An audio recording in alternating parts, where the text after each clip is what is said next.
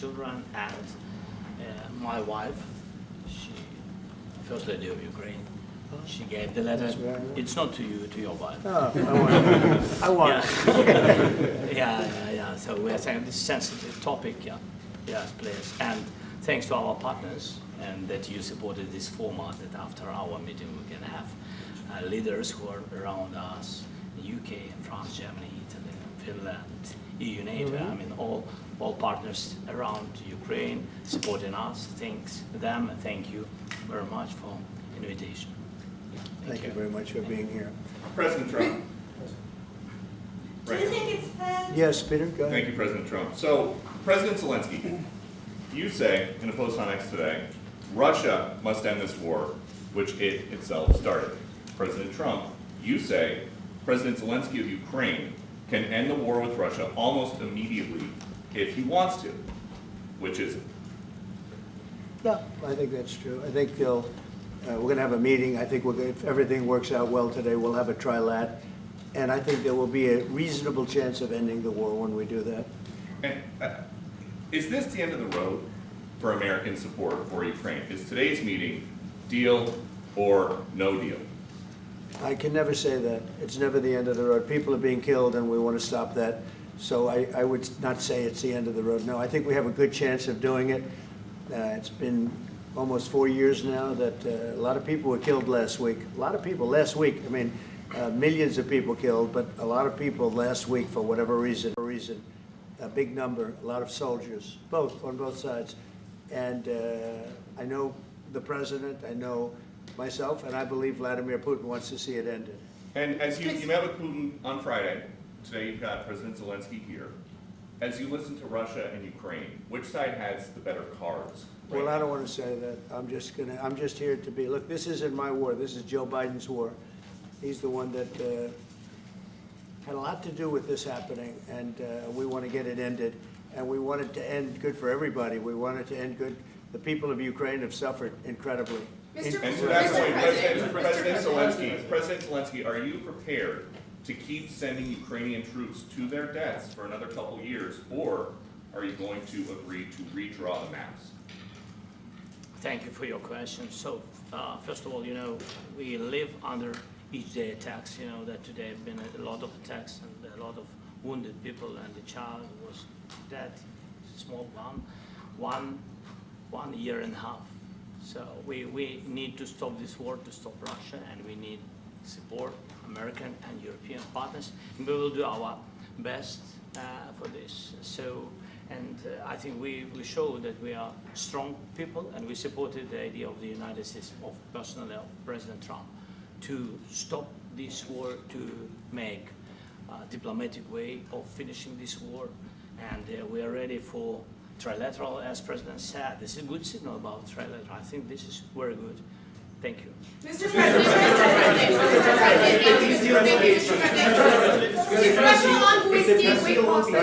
yes, if the peace deal will be achieved, are you going to be willing to send American peacekeepers to Ukraine? Well, we're going to work with Ukraine. We're going to work with everybody, and we're going to make sure that if there's peace, the peace is going to stay long-term. This is very long-term. We're not talking about a 2-year peace and then we end up in this mess again. We're going to make sure that everything's good. We'll work with Russia. We're going to work with Ukraine, and we're going to make sure it works. And I think if we can get to peace, it's going to work. I have no doubt about it. Your team has talked about security guarantees. Could that involve U.S. troops? Would you rule that out in the future? We'll let you know that maybe later today. We're meeting with 7 great leaders of great countries also, and we'll be talking about that. They'll all be involved, but there'll be a lot of help. When it comes to security, there's going to be a lot of help. It's going to be good. They are first line of defense because they're there. They're Europe. But we're going to help them out also. We'll be involved. Mr. President, Vladimir Putin mentioned that the war will not end without addressing the root causes of this war. Have you had an understanding what are the root causes of this war? Well, look, the war is going to end. When it ends, I can't tell you, but the war is going to end, and this gentleman wants it to end, and Vladimir Putin wants it to end. I think the whole world is tired of it, and we're going to get it ended. was, you know, I've done 6 wars. I've ended 6 wars, and I thought this maybe would be the easiest one, and it's not the easiest one. It's a tough one. A lot of reasons for it, and they'll be talking about it for a long time. But they'll be talking about the others. Look, India, Pakistan. We're talking about the big places. When you look at, you just take a look at some of these wars. You go to Africa and take a look at that. Rwanda and the Congo, Republic of the Congo. That's been going on for 31 years. And so we've done a total of 6, and we really have 6, not including the fact that we obliterated, and it turned out to be a total obliteration, the nuclear, as you said, the future nuclear capability of Iran. And this one, I think we're going to get solved also. I feel confident we're going to get it solved. Thank you, Mr. President. Can you tell us about your conversations with European leaders and what they need to see to support an end to the war? Yeah, well, we're going to be meeting with a great representative group and 7 very powerful, very big countries, and great people, all friends of mine and friends of yours. And we're going to have some suggestions made. They want to see peace. They would like to see peace. President Trump, you said last In night the red, in the red. President Trump, do you think it's fair to, for Ukraine and for Russia to achieve a lasting and durable peace if Ukraine cedes its territories that Russia hasn't yet conquered? Do you think it's a fair peace for Ukraine? We're going to have a lasting peace. Just to answer the first part of your question, we're going to have a lasting peace. I hope it's going to be immediately. I hope it doesn't have to go on. And I think people of the whole world is going to be very happy when that's announced. Mr. President, you posted on social media, Mr. President, a very touching letter from the First Lady. And the letter was hand-delivered to President Putin. And it calls for an end to the war, essentially, because of the children and the children's future. Why did the First Lady feel that letter was necessary? Was it because she believes that Mr. Putin is the aggressor in the war? Is a similar letter being hand-delivered to President Zelensky? So the First Lady felt very strongly. She's watched the same thing that you watch and that I watch. I see things that you don't get to see, and it's horrible. But when she's got a great love of children, she has a wonderful son that she loves, probably more than anybody, including me. I hate to say it, but she loves her son. She loves children, and she hates to see something like this happening. And that goes for other wars too. I mean, she sees the heartbreak, the parents, the funerals that you see on television. Always funerals. We want to see something other than funerals. No, she felt. It was a beautiful letter. It was very well received by him. And she did ask me to say, you know, she would love to see this end. She would love to see it end. And she says it very openly, very proudly, and with great sorrow because so many people have been killed. Mr. President, last week, Brian, go ahead, Brian. Yes, sir. I've got a question for each of you. Yes. First of all, Mr. President Zelensky, you look fabulous in that suit. I said the same thing. Yeah, you look good. I said the same thing. Yeah, looks good on I you. said the one that attacked you last time. See, now I remember that. Yeah, I apologize to you. You look wonderful. No, my first question for you, President Zelensky. In the same suit. You see, I changed, you are not. Maybe yours is much better. Real quickly, upon peace, God willing we get peace, are you open to holding an election in your country? Yes, of course. We are open for election, yes. We have to do safety circumstances, and a little bit we need to work in the parliament, because during the war you can't have elections, but we can do security. We need, maybe, how to say, we need a truth, yes, everywhere, in the battlefield, in the sky, in the sea, yeah, to make possible for people to do democratic, open, legal elections. So you say we're ready. during the war you can't have elections. So let me just say 3.5 years from now, so you mean if we happen to be in a war with somebody, No more elections. Oh, that's good. I wonder what the fake You like news this is idea? saying. Yeah. No. Speaking of news, I got a question for you. This sounds insane for me even to ask this, but do you think the American media really doesn't even want a peace deal because they've seen they've been so critical of you every step of the way as you lead the charge for peace? It's an amazing phenomenon. I said that if in the settlement you got Moscow, St. Petersburg, and thousands of miles around them, they would say, I made a bad deal. The level of hatred and animosity is incredible. Not with all. I mean, we have great people up here. We also have terrible people up there that I think are told what to say.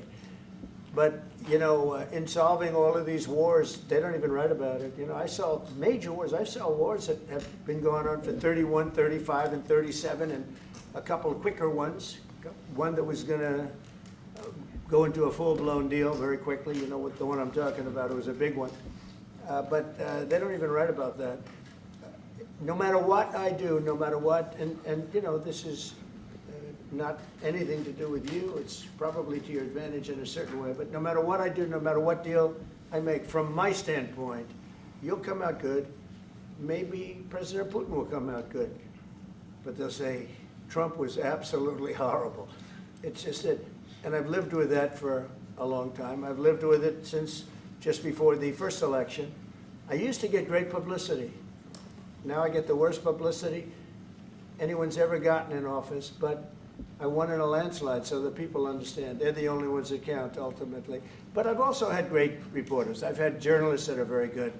But it's very sad when you do the right thing. As an example, they said, because of the fact that Vladimir Putin came to American soil, this was a tremendous defeat for Donald Trump. No, it was really wonderful that he did it. It was a hard thing for him to do, to be honest with you. It was the opposite of what they said, but they said it. Now, if he didn't come, they'd say that was also bad for Trump. You know, there's no way. And there's just a great dishonesty of the press, and I think that's why it's lost its credibility. You know, its credibility is at an all-time low. We have a thing going on right now in D.C.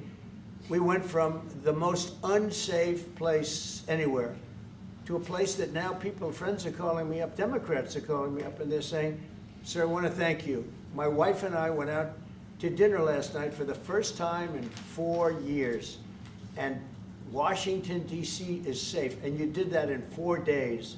I'll tell you, it's safe. I had another friend of mine. He has a son who's a great golfer. He's on tour, and he came in fourth yesterday in the big tournament where Scotty Scheffler made the great shot, and he said his son is going to dinner in Washington, D.C. tonight. I said, would you have allowed that to happen a year ago? He said, no way, no way. He said, what you've done is incredible.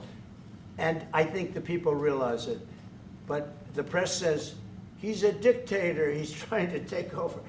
No, all I want is security for our people. But people that haven't gone out to dinner in Washington, D.C. in 2 years are going out to dinner. And the restaurants the last 2 days were busier than they've been in a long time. Sir, I walked around yesterday with MTG. If you can walk around with DC with MTG and not be attacked, the city is safe. Yeah, Sir,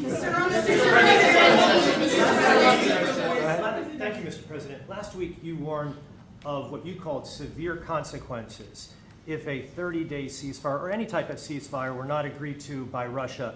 Will there be severe consequences? Does that change because of I your don't meeting think you with need a President Putin? ceasefire. You know, if you look at the 6 deals that I settled this year, they were all at war.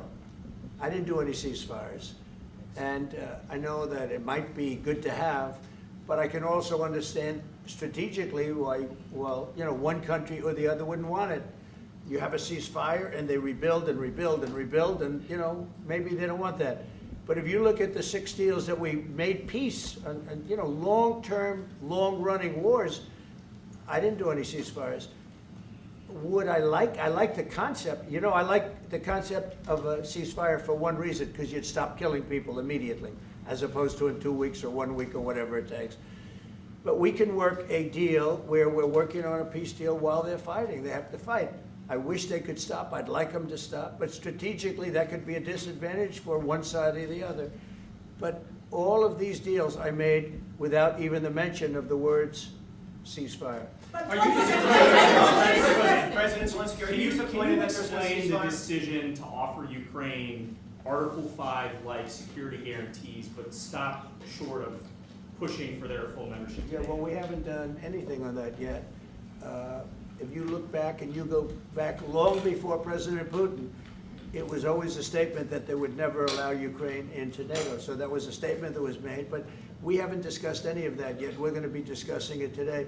But we will give them very good protection, very good security. That's part of it. And the people that are waiting for us, they are, I think they're very like-minded. They want to help out also. Thank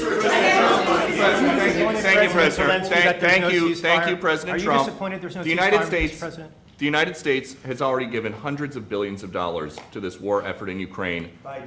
At best, it is a stalemate, and the killing continues. So, President Trump, how much more is the United States willing to give Ukraine? And President Zelensky, how much more do you want? Well, I'll start off just by saying we're not giving anything now. We're selling weapons. This is something before, I guess the number is well over $300 billion. That was under Joe Biden, a corrupt politician, not a smart man, never was. By the way, go back 40 years, he was not a smart man 40 years ago either, but now he's in particular bad. This was done by a corrupt administration that shouldn't have been in, and frankly, if the right results of the election were given, if I were president, this war would have never taken place, and he would have been very happy, because he would have liked to have seen. I mean, they went through hell. He went through hell. This war would have never happened, and the people that were killed, a couple of million people, a lot of people with soldiers and everything else, and the people that have been displaced and forced into other areas and other countries because of what's happened, none of that would have happened. And I'm just saying that he was a horrible president, whether it was the borders or this, he was just a horrible, corrupt president. Mr. President, You want to I can. Thank you so much. So first of all, we have possibility now to buy weapons from the United States. We are thankful for this program and this opportunity. We are thankful for Europe. They pay for this. And through NATO program, for example, Pearl and etc., we have some programs where we can have some money to finance this. And this is a part, I think, it's not a part for the war and to defend us. It also will be a part for security guarantees, to strengthen our army, to rearm Ukrainian army. This is very, very important. And it depends how much money we need to rearm. For example, the question of air defense, we spoke about it with President Trump, and I'm happy that we have now bilateral decisions and we work on it with production, American production. Nobody in Europe has so many air defense like Patriots, for example. We need it very much, and this is also about defending. I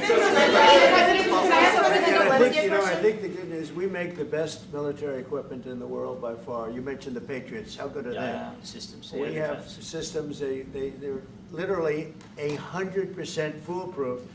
And it's really like shooting two bullets, two bullets hitting each other in the air in a space like this. The chance is 100%. It's 99 to 100%. So we sell the equipment to NATO. And NATO does what, I don't know what the arrangement is that you have with, but I know that they want you to have the equipment. And we're getting the best equipment in the world, but they pay us for the equipment. Under Biden, it was just crazy what was going on. I believe the number is over 300. I think it could be $350 billion worth of equipment and money and everything else. And we've made more progress in settling this war in the last 2 months than they made in 4 years. This should have been settled a long time ago, but it should have never happened. Yeah, please. Real quickly, you pushed out on social media. All right, Brian, go first. You pushed out on social media about doing away with mail-in ballots and potentially electronic voting machines. Can you expand on that and how important Well, that's a very off-topic, just really quickly. Mail-in ballots are corrupt. Mail-in ballots, you can never have a real democracy with mail-in ballots. And we, as a Republican Party, are going to do everything possible that we get rid of mail-in ballots. We're going to start with an executive order that's being written right now by the best lawyers in the country to end mail-in ballots because they're corrupt and you know that we're the only country in the world, I believe, I may be wrong, but just about the only country in the world that uses them because of what's happened, massive fraud all over the place. The other thing we want change are the machines. For all of the money they spend, it's approximately 10 times more expensive than paper ballots. And paper ballots are very sophisticated with the watermark paper and everything else. We would get secure elections. We'd get much faster results. The machines, I mean, they say we're going to have the results in 2 weeks. With paper ballots, you have the results that night. Most people, but most people, many countries use paper ballots. It's the most secure form. So between paper ballots, very, very important, paper ballots, and I think maybe even more important, the mail-in voting. We're going to end mail-in voting. It's a fraud.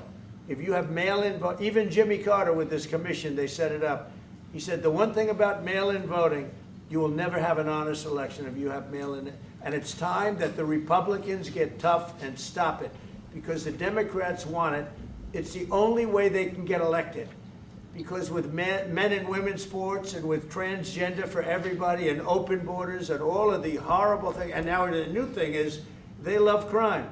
They're fighting me on the fact that I've made Washington, D.C. safe. We're not going to get mugged, beaten up, or killed like all the people you've been watching get so badly hurt. I'm glad, I hate to take your time with this, but I'm glad you asked me that question. Sorry. We're going to stop mail-in ballots because it's corrupt.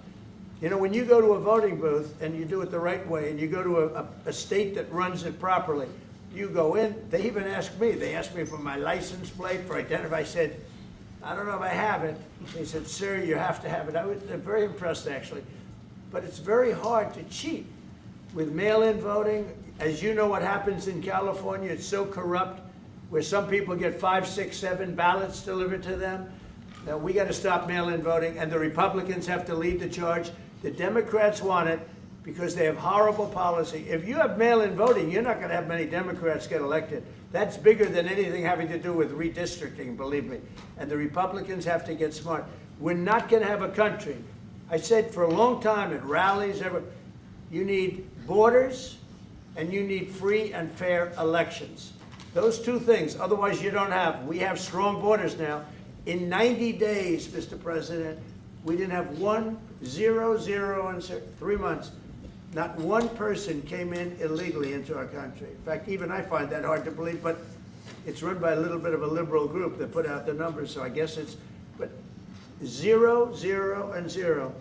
You go back a year ago, 2 years ago, 3, millions of people poured into our country. It was terrible. Thank you very much. President Zelensky, what security guarantees do you need from President Trump to be able to make a deal? Is it American troops, intelligence, equipment? What is it? Everything. And really, it includes 2 parts. First, strong Ukrainian army. That's what I began to discuss with your colleagues. And it's a lot about weapon and then people and training missions and intelligence. And second, we will discuss with our partners. It depends on the big countries, on the United States, on a lot of our friends. And Mr. President, are you willing to commit American troops to that NATO-like protection in order to get President Zelensky to a deal today? Well, I don't know if you define it that way, but NATO-like, I mean, we're going to give, we have people waiting in another room right now. They're all here from Europe, biggest people in Europe, and they want to give protection. They feel very strongly about it, and we'll help them out with that. I think it's very important. I think it's very important to get the deal done. You've been involved with the peacekeeping in Ukraine since your first day in the administration. What would you say to the Ukrainian people right now who are suffering under the Russian attacks and hoping that the American people will stand with them? Well, I know Ukrainian people. I've known many over the years. They're great people. They're smart. They're energetic. They love their country. I mean, they love their country, and we want to get this war ended. That's all I can do. I love the Ukrainian people, but I love all people. I love the Russian people. I love them all. I want to get the war stopped. Very important. Mr. President, was there any aspect of your discussion with Vladimir Putin that left you disappointed? Look, we just spoke to, I was just telling the president, I just spoke to President Putin indirectly, and we're going to have a phone call right after these meetings today. And we may or may not have a trilat. If we don't have a trilat, then the fighting continues. And if we do, we have a good chance. I think if we have a trilat, there's a good chance of maybe ending it. But he's expecting my call when we're finished with this meeting. Thank you very much, everybody.